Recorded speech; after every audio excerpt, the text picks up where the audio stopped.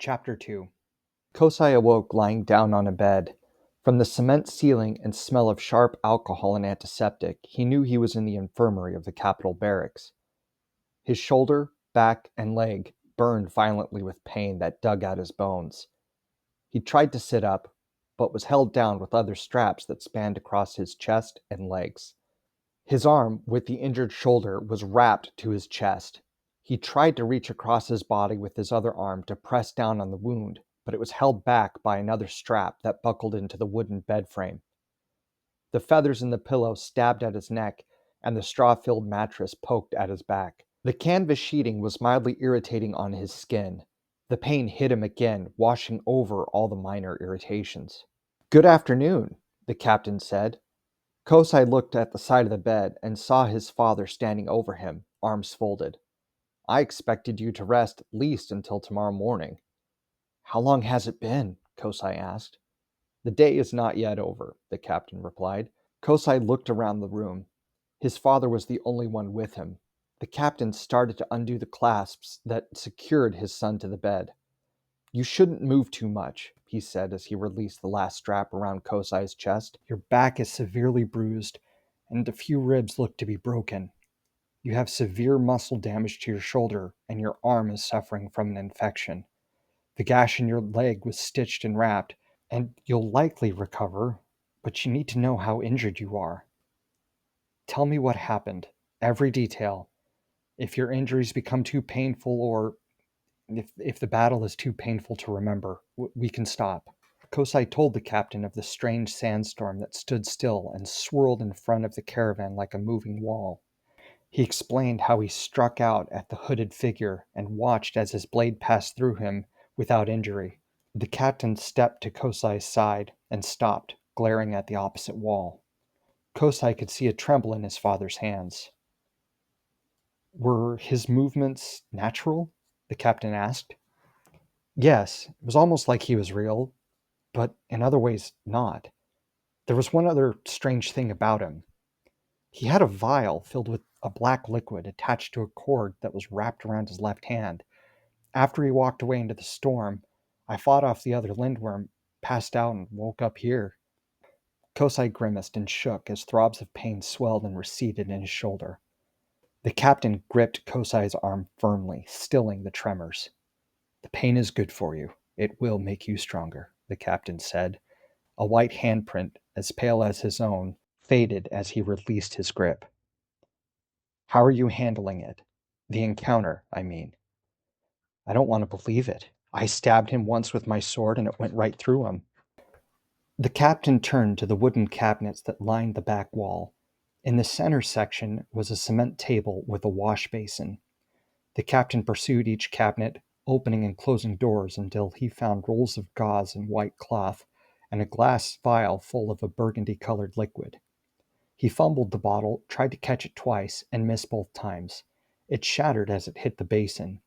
Shards and chips mixed with the brown syrupy medicine. The captain leaned over the mess and stared into his own dim reflection. "Right through him?" the captain asked, nearly in a whisper. "Yes, maybe I'm twisting the memories. Maybe it didn't happen. Maybe the figure didn't really exist and my mind just made a story to deal with the trauma. It was so strange." "I think what you saw is true." The captain pulled another bottle from the cabinet, uncorked it, and poured the brown liquid onto the gauze. He removed one of the blood-soaked bandages on Kosai's shoulder and applied the fresh dressings to the open wound. Kosai cringed. The captain wrapped the white cloth around the injury. He patted the blood that slowly seeped through the bandage with a separate rag before wrapping the shoulder twice more. "In the past, I haven't had a reason to doubt the orders of the council. Their orders saved my men and protected caravans, but now, with the frequent ambushes, and you wounded and strapped to a table with your injuries, that hooded figure..." The captain stared blankly at Kosai's shoulder. "Sir? This looks like a sprung trap," he said. "There is a section of the council that oversees trade routes and escort details. The requested number of guards has dwindled as of late. It's no wonder we've had more ambushes." "Maybe a council member's to blame then," Kosai said softly. Caravans are always watched by nomadic tribes, the captain said. Perhaps the smaller escort is a cost savings measure, or the trade routes are being purposefully compromised. This hooded figure, though, his appearance hints at a betrayal. This isn't the first time one of my guards was on a table as you are. The most I can do is express my frustration and persuade them to trust my judgment in the future. Perhaps a little anger will draw out some additional information. The captain placed the roll of white cloth and empty vial next to the wash basin. Try to rest. I'll return with some news. Father, there was one other thing, Kosai muttered, groaning through another wave of pain. At the word father, the captain's face and eyes softened. He leaned over Kosai, stroking his son's black hair. Today, I felt fear. I thought I was going to die. Your training kept me alive. I've been thinking about her a lot. I'll be a part of the guard next year, and I think it's time that I knew who she was. At the word her and she, the captain stood up straight and removed his hand. That woman is best left alone. But she matters to me, Kosai said. You haven't told me anything about her. What was her name? Her hair color? What did she do? What was she like? Who was she? Kosai! The captain barked. He sighed to calm himself. I will have no more of it. As your father, I ask you not to bring her up again. This is for your own good. Yes, sir, Kosai replied, closing his eyes. Good. The captain leaned over and kissed Kosai on the forehead. As the captain exited the room, another student of the barracks who stood as a sentry at the door snapped to attention and saluted. How is he, Captain? The student whispered as the door closed. Ulrich? Who ordered you to this post? He was taller and a year older than Kosai, with a lean build. Black and red stubble covered his cheeks and chin, signs of a 2-day-old beard. His face was flush, and his eyes were red and watery with fresh tears. No one, sir. Ulrich cleared his throat and swallowed hard before rubbing his eyes. Kosai is healing. How long have you been at your post, and what all did you hear? I heard about an ambush, and that the sandstorm. Tell no one what you've heard, the captain said. Do not repeat a single word of it. When the others return from the escort, I will give them the same order. Until further notice, any report will state that Kosai was caught in a swarm of lindworms during a sandstorm. Stay here and make sure no one else, save for doctors, sees him. He needs to focus on healing. Yes, sir, Ulrich said and saluted. The captain returned the gesture and made his way to the horse stables. The attendant, a boy with scraggly blonde hair named Emmer, came to the captain and stood straight. He was 12 and had a way for soothing sore horses. Emmer, please bring me my horse, the captain said softly. He stared at one of the support beams and held back an urge to punch it. Yes, sir, Emmer said. He sprinted into the stable and returned with a painted filly. Brown patches accented her white and silver coat. She was fitted with a simple black saddle. The captain mounted the horse and nudged at her side. He turned south on the road that ran along the city wall, called Outer Road. He leaned forward, feeling her gait before giving her more rein. The filly slowly increased her pace. The captain flexed his legs, keeping his balance in the thin saddle. A group of shirtless men in canvas trousers pushing carts appeared from around the gentle curve of the road. Embossed on each side of the wagons was a golden logo of the three brothers. A syndicate member led the crew. She was a tall, slender woman with dark skin and black hair. She wore a spotless red robe. She walked upright with her nose and face slightly tilted upward in a distinguished look. Had it not been for her demeanor, the captain would have thought her attractive. She held her head too high, eyes nearly closed, taking too long of purposeful strides. She held her left arm out to her side at shoulder level, carrying the excess of her robe. The carts took up the majority of the road, leaving enough space for a person to pass by on either side. The workers looked up and frantically pulled the carts to the city wall. The captain leaned forward, asking the horse for more speed. No, no, no, we do not yield to anyone on the road, the woman said. One worker grunted, trying to run with the cart to the city wall. Another moved back to the middle of the road, and the last, confused, turned the opposite direction. The handlebars of one cart caught the spokes of the wheel of another that continued straight, and both jarred in another moment. Each flipped to their sides. Vibrant painted pots and glass containers filled with fruits and preserved in syrup shattered on the road. The viscous goop congealed with the loose sand. "Why didn't you yield to me?" the syndicate member hollered at the captain. "You ruined a whole cart worth of fruit. Do you know how much that costs?" "What an inconvenience for you," the captain sneered, not looking at the syndicate member. The filly stomped her feet, and the captain reined her left and right, trying to find a path through the mess. The cart pullers gathered and moved broken goods to make way for the captain. One of them picked up a partially shattered glass container and placed it back in the cart. He swore and shook his finger and licked at his wound. The captain saw no injury. The worker simply wanted a taste of the sweet liquid. "Time, Captain," the syndicate member said, flourishing her robe and moving in front of the horse. "The loss of which is the only thing you have inconvenienced me of. I am a member of the Three Brothers. I have more money than I know what to do with. I could even buy that animal under your nose." The captain loosened the reins in his hand and sat tall, still, and glared down at her. The horse snorted and stomped powerfully, spraying snot in the woman's hair. "Move, commoner." "How dare you call me that?" The syndicate member grabbed at her chest and stumbled back. The cart pullers chuckled and bowed as the captain passed by them. He returned an informal salute and nod. He slowed down once he had turned onto South Road, which was a direct line to the center of the city. Scaffolding and old wagon boards overhead linked wooden structures and buildings. Each varied in size, and no four walls matched in height or color. A mild gust passed by, gently rocking elevated walkways. The captain glanced upward as a fine sand fell like mist. The wood whined against the old rope in the air. Beggars, old and young alike, squatted in putrid rags on either side of the road, heads bowed to empty clay pans in front of them. Flies swarmed around mounds of excrement piled in the street. The captain retched and covered his mouth with his cloak as he passed by. He looked forward through the haze of the heat. The road opened into the innermost circle of the city.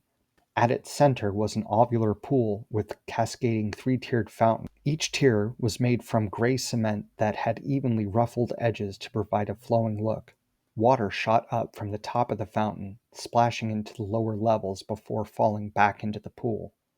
Mosaic red tiles spanned the lip of the sides of the water source with hexagonal white masonry covering the floor. At the base of the fountain, on each main compass point, was a metal grate protecting the drain to the subterranean well. To the east was Capitol Road. The red and white banners of Tessír lined both sides of the main thoroughfare from the fountain to the steps of the Capitol building. Clothes makers, butcher shops, fruit and vegetable stands, paper presses, ink and dye sellers, and bakers all lined the streets. Scents of cumin, lavender, sage, and rosemary and fresh bread flew together. Loaves filled shelves, baked and canned fruits covered tables, and meat vendors hung dried suan, pork, and goat from every window of their storefronts. The captain looked at the pricing boards from each vendor. He quickly added up sums of pears, bread, and enough yardage for a new cloak, and coughed when the total matched his monthly salary. The mark of the Three Brothers was visible on every window and every door and every sign that was above a shop's door. Students from the School of Politics and Social Studies, dressed in black trousers, white shirts, and red vests, regardless of gender, stood outside the shops. When they worked, their title was as a page. Each had a list of supplies to purchase within the hour. The Capitol building was a two-level rectangular structure with the same red and white banners hanging from the second level. A horse stable and sanded paddock was built as an addition to the building. As the captain reached the stable, he dismounted, handed the reins to the horsekeeper, and ran up the stairs. Two polished gray statues of wolves adorned both sides of the main entrance into the building. A guard stood next to each statue. They were two of the captain's recent graduates, both sweating under the council guard uniform. The required dress consisted of knee-length chainmail with a purple and green vertically striped vest laid over the top. The black shoes had a curled point at the toe. Their metal helmets came down above their eyebrows and covered the back of their necks, secured with a leather strap that went under the chin. Each guard held a halberd, adorned with one of the national flags. The guard snapped to attention and saluted as the captain reached the top of the stair. The captain returned the salute and turned right, heading towards the council halls. White marble tiles streaked with black veins spanned the open hallway. The captain's footsteps echoed through the corridor. One of the guards gave his halberd to the other and chased after the captain. At the end of the hallway was a pair of wooden doors that spanned from floor to ceiling. Each door had large golden hoops for door handles that, when lifted and turned, freed the latches that held them in place. Two guards stood at attention, holding halberds at their sides. They saluted the captain as he approached. The captain grabbed the handles, turned them violently, and shoved the doors open. He stormed into the room and threw the doors shut behind him. The congressional room was a rectangular shape with 3 levels. The main level was marble floored with a half-wall partition on 3 sides. The second level held 150 chairs, evenly split between the left and right sides. Representatives from the Tessír cities filled every chair. The captain ignored the attention. A full council was in progress. All the elected officials from the cities of Lanaus, Port Rasmu, Antiperil, Jetismore, Rishta, Varlette, and Noiknaer were in attendance. Each wore colored robes, reds, blues, purples, greens, and yellows for the cities that they represented. The last section of the room, an elevated balcony directly opposite the entrance, was reserved for the head council. It had a single row of 7 tall mahogany seats that could easily be thrones. Carved into the backs of the illustrious chairs were 2 gate towers, detailed to show windows and soffits. Members of the head council wore black robes with colored trim on the cuffs and collars to represent their own city. Behind them was a second door leading into a room where they retired as needed to discuss matters amongst themselves. Another gentleman, dressed in a dark blue cloak and white shirt, stood off to the side of the head council members. His hands were firmly at his sides. The captain scowled at him briefly. The man had a short brown beard and had coarse hair with strands of gray above and behind his ears. He remained still as the captain moved to the center of the room. On the left side of the room, a lady from Lanaus, wearing the green robes with red trim of her city, stayed focused on the captain. The captain noticed this and turned to look at her. She mouthed, "I'm sorry," and nodded. The captain gave her a slight nod in response and glared back up at the head councilman. "You're here to collect payment for your services and collateral for the happenings of this morning, I take it?" the head councilman asked. Purple and green interweaving colors adorned his collar and cuff. 2 gold pins, etched with the symbols of Tessír, decorated each lapel. He wore his hair back, held in place with a mixture of beeswax and squid ink. Wrinkles and a pronounced jawline led the captain to believe that they were close to the same age, no matter how hard Roderick tried to hide it. "Was the money worth it?" the captain asked, slowly staring at each of the head counselors. A few squirmed, either looking at trivial papers on the table in front of them or at the back of their hands. Others sat still, faces void of emotion. One counselor tilted her head and gave a giggle. She sat 3 seats to Roderick's left. Starin wore a black robe with the red and blue trim, the colors of Antiperil. Her fingers and wrists were nearly bone and covered with age spots. Her veins, prominent and dark purple, complemented her light blue lipstick. "His sacrifice is worth the survival of the citizens," Roderick said after a long pause. "People are starving in the streets. Where does this money go? Where is the food?" the captain roared back. "If we were to share our supplies now, we might not have enough for when the need was great. You wouldn't want us to be found with nothing when we are truly in need, would you?" "You're right. It would be a shame if your wine, bread—" The captain paused and looked at the other counselors briefly. "And swine," he said with emphasis, "were to be turned to the people. Tell me, how much of their work and money have you spent on your own gluttony?" "Captain," Counselor Starin gasped, placing a hand on her chest, "I would never abuse my position." She passed a glance to her fellow counselors. "We all have needs, as do the people. We are doing what we can to manage the crisis. Besides, how many of your niceties have you earned off the sweat of your students?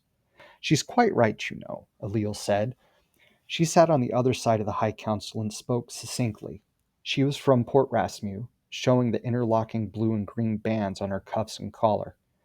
If we opened the grain stores, they would be emptied and consumed by nightfall. We are here to manage the well-being, survival even, and you, Captain, are here to manage their safety. Wouldn't you agree, Yvonne? Yes, quite, Yvonne said. He sat on Stern's left and was a middle-aged gentleman from Lanaus with straight brown hair and a thick, bristly mustache. He adjusted his yellow and red cuff. But that's not why you're here, or why any of us are here. You have interrupted a very important meeting. We will hear your complaints afterwards. I disagree, Yvonne, Counselor Simmons said slowly. He was from Noiknaer. His black hair was combed fiercely and sharply to the left side. The look amplified the sharpness of his chin, nose, and pale skin. Our meeting today is about the caravans, and the captain may have insights that would be beneficial, shall we say, to the cause. Captain, what news do you bring? My son is dying, the captain forced out, swallowing a sob. The representatives frowned and gasped. An audible sound of loose strings being torn from black ropes filled the rooms. Sons, daughters, mothers, fathers, they are all dying, and frequently, Simmons said from his chair. The captain growled at Simmons, exhaled to calm himself, and continued. My son sacrificed his life to protect the caravans and to feed our people. And that is a sacrifice we are all grateful for, Simmons said, holding up a hand.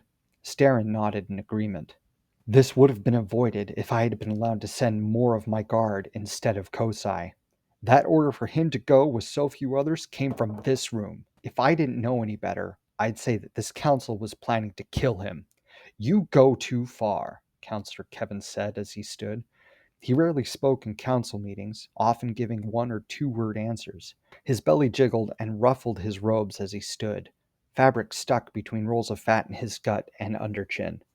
The light from the room shined on his oily and sweaty bald head and thick neck. Each of us knows the value of your son and would never purposefully endanger his life or any of the guard for that matter.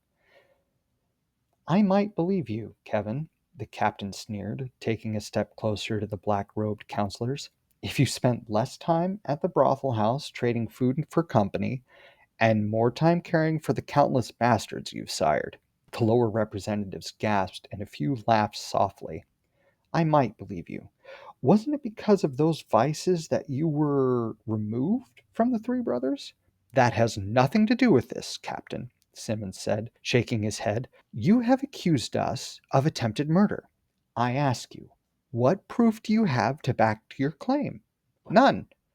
The orders we gave about how many guards to send, we thought would be compensated by Kosai's skill in combat and leadership. We felt as a council that this option was the most cost effective. The sandstorm was forecasted by our own School of Transportation and Logistics, which, as you know, is instructed by former nomads who lived in that desert and swore allegiance to us and our cause. Then you will trust my judgment in the future, the captain replied. No, said the last counselor. Nicola was her name. She wore the colors of Lanaus. Two large golden loops hung from each ear. Her hair matched the style of the region, cut short around the neck, and was dyed with a slight red color above the ears. Though your judgment, if heeded, would have saved your son, we still have more information on the upcoming caravans than you do. We have reports about all the weather and tribal movements. And it has all failed you, the captain said. It is almost uncommon now to go out and not be attacked by the nomadic tribes. I have earned all that I have and paid for it with blood and tears, not ink and parchment. My guard understands the desert better than any of you. If any of the council cared about the people, you would trust my orders. Enough, Roderick said fiercely as he held up a hand. Captain, if you are here to criticize us in our efforts, then you are excused. The captain turned his back without bowing and exited the council hall before the council could see the anger on his face. Someone whispered behind him, but he didn't turn to see who spoke. Once outside the room, the guard that had chased the captain from the building entrance snapped to attention and saluted. His name was Peter. Instead of the tall, lanky graduate that the captain remembered, this guard had grown, filling out his frame with muscle from arms to legs. "Captain, you're not allowed to enter the council building. Captain, you're not allowed to enter the council building unless on invited business," he said. "It's a new policy passed last week." "That's why you were chasing me." "And what about you two?" the captain asked, pointing to the other guards who stood at the entrance to the meeting hall. "We should have stopped and asked for documentation," the guard on the left said, head bowed as if to examine the shaft of his weapon. "Make sure you check next time I arrive. I taught you to be disciplined guards, not creatures of habit." "Yes, sir," they all said in unison, saluting. "Back to your posts."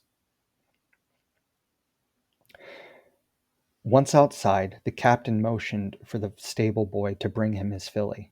Brush marks streaked her neck and sides. The captain walked up to the horse, slowly stroking her nose with the palm of his hand.